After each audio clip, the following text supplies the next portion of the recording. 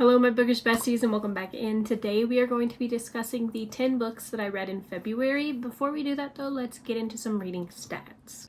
So like I mentioned, I read 10 total books in February. That equaled 3,301 pages.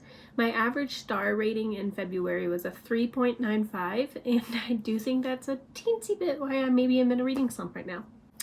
My genre breakdown, I read 6 fantasy, 2 romance, and 2 thriller mysteries. My favorite book of the month was Hellbent by Leigh Bardugo, and my least favorite read of the month was Julie Tudor Is Not a Psychopath.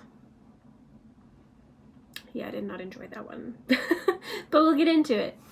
But before we get into it, let's discuss my February TBR. I am really depressed to admit that I read 0 out of 6 books. Well, kind of. I did listen to Golden Sun with my husband, but, you know, how much are we really going to count that?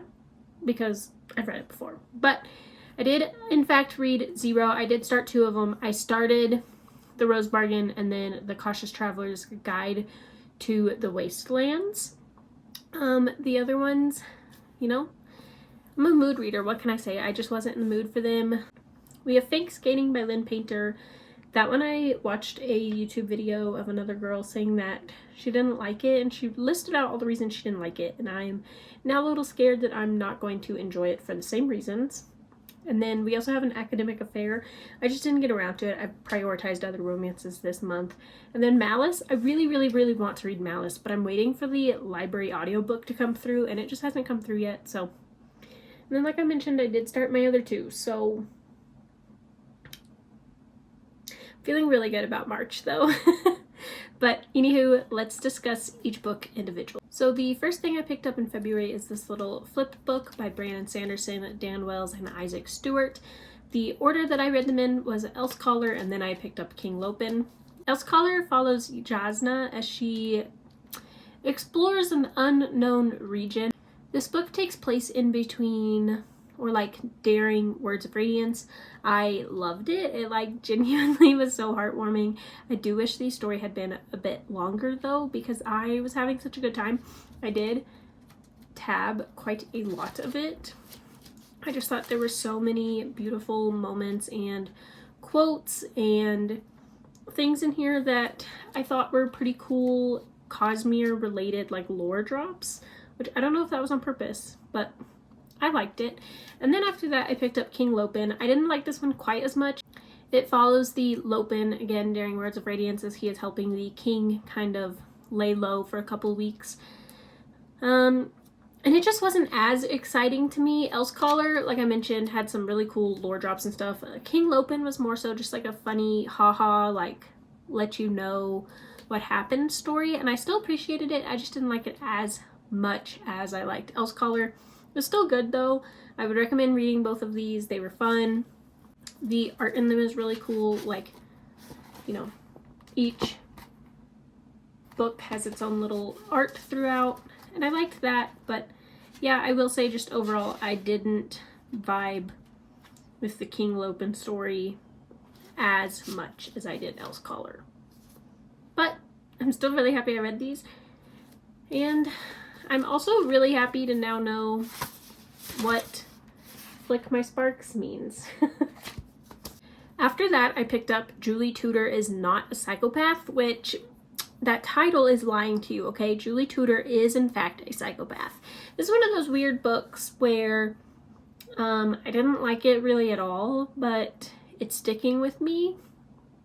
Basically, our main character, Julie Tudor, has some sort of, I want to say it's some sort of mental problem to where she thinks that, she hyperfixates on these men, and then if they don't love her back, which, you know, obviously they don't, she starts to go a little crazy and do some crazy things, and this book follows her as she, you know, does crazy things with a specific boy at work who she thinks loves her and he doesn't, and stuff goes wrong from there.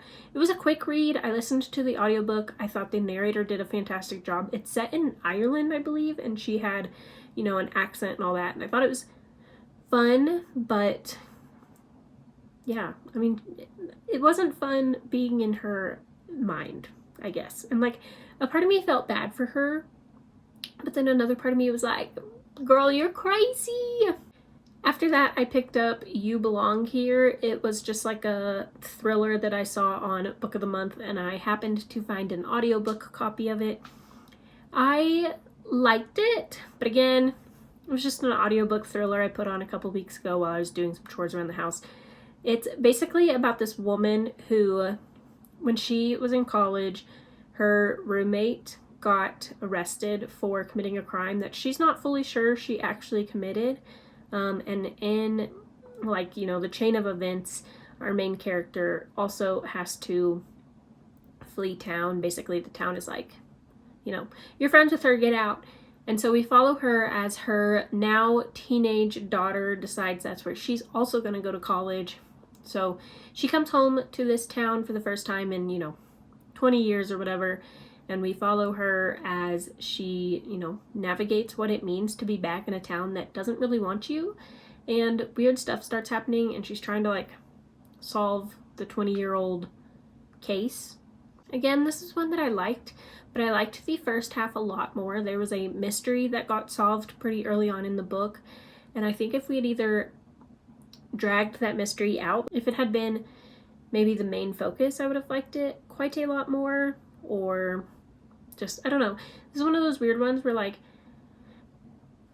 liked it, but I do have complaints. So do with that information what you will. After that, I was lucky enough to pick up a ARC copy of Operation Bounce House. This is the full published copy now that I got when I met Matt Dinneman on his tour a couple weeks ago, but I did read the ARC on my Kindle of this. I thought it was so good. The way I would describe this book is basically if the 100, Spy Kids 3, Daisy Jones and the Six in an odd way, and a video game all came together into one story. Basically, our main character, I already forgot his name. I think his name is Sam. Our main character, Sam, lives on this planet. Think like Red Rising. These characters go on a planet to figure out if that planet is livable for the rest of the world. And then, eventually, planet Earth decides they want this planet back. So they start Operation Bounce House, which is basically a video game where they can go and fight people. Only the people from Earth thinks that the video game is fake, and they are fighting basically these, terrorists who don't want to give up the land, the planet, when in reality, these are just a bunch of farmers who want to just live and farm and do their thing. So it's crazy. We follow Sam and his band as they try to survive Operation Bounce House. I thought it was really good. It's very politically relevant. There is discussion of AI. One of the main characters is a little AI robot, and obviously there's some political themes beyond that as well. But yeah, I'd highly recommend. I had a really good time reading this. The only reason it wasn't a 5-star read for me is the literal last chapter fell a little short for me, but other than that, I thought this was a fantastic read, and Matt Dinneman, he hits once again. After that, I finally picked up When in Rome. This is the first book in the When in Rome series. Last year, around this time, I read the third book, Beg, Borrow, or Steal, and I decided for the month of love, I want to read a couple of romances, go outside my comfort zone a little bit, and I thought, what better romance than one that's in a series that I've technically already started. So this basically follows this singer who she's trying to, lay low for a little bit. So she flees to Rome, Kentucky, and there she obviously meets a man. He runs the local pie shop, and it's just really cute, really wholesome. It was a really short read too. I think it's only 300. Yeah, it's barely 300 pages. So I had a really good time reading this, actually. I thought their chemistry and dynamic was really fun, and I really, really liked, as someone who has already read the third book, going back and seeing the foundation of this small town and this found family, which is something I think this series does really well. There is 4 females, there is 4 books out, and each book follows a different female. Noah, our main character, has 3 sisters, so we follow her, the singer lady in the first book, and then each other book follows one of the 3 sisters, and I really, really liked getting to know the foundation of their relationship. But anywho, I would recommend this. After that, I picked up You Between the Lines. To me, this is a flawless book, okay? This is literally about 2 rival / not rival poets who are in this very competitive graduate program. She, like, this is her lifelong dream. He's kind of more reluctant, and they are in a very small program, like I mentioned, and eventually they learn that they have been each other's muses basically their whole life, and they are reading poems about each other in front of the whole class and critiquing them, and it is just lovely. I don't think this is a book that will hit the same for everybody, but as a girly who used to read and write a lot of poetry and went to a fine arts high school, this book like literally just hit so close to home for me, and I thought their chemistry was amazing. I loved it. Like I mentioned, I don't typically love romance stories, but this one, like, I could literally see myself rereading this year after year after year. I loved it very, very much. I would highly recommend, and I think if you can look past a couple of silly, goofy poems, that this book is really, really good. But I didn't think the poems were silly, goofy. Let's get that clear. After that, I finally picked up Hellbent by Leigh Bardugo. This is the second book in the Alex Stern Ninth House series. I think it's just called the Alex Stern series, though. I loved it. I won't discuss the plot too hard because this is the second book in a trilogy, but it was phenomenal. I still love our characters. I see a lot of people not liking this book as much. Personally, I loved it. I thought it was so good. I loved following their journey they take during this book and all of the new characters that get introduced. I just loved it, and I am stoked for Deadbeat. Did y'all see the cover reveal? I'll put it right here. Iconic. Are you kidding me? Y'all best believe I already pre-ordered the book because it is coming home with me, and I really hope she goes on tour. I want to meet her and have her sign my trilogy so bad. I loved it. I'm like kind of convinced I might get a Ninth House tattoo. That's how much I loved it. But anywho, I'm so happy that I finally read this, and I regret putting it off as long as I did.